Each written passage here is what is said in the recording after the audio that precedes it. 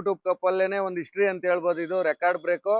14 hour 10 ನಿಮಿಷ ಆಡಿ ಕೂತಿದೆ ಧೂಮ. ತುಂಬಾ ಚೆನ್ನಾಗಿ ಆಡ್ತು.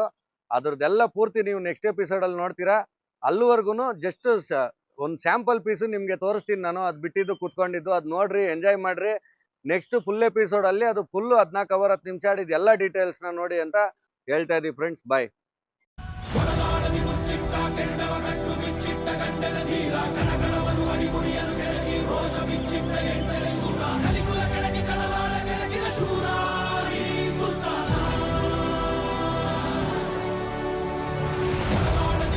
ಚೌಡೇಶ್ವರಿ ದಾವಡಿ ಹಲಸೂರು ಅಕ್ಕಿ 6-4 ಬಿಟ್ಟಿದ್ದಾರೆ. ಅಕ್ಕಿ ಬಣ್ಣ ಡುಮ ಅಕ್ಕಿ ಬಾಜಿ ಮಾಡಿದೆ.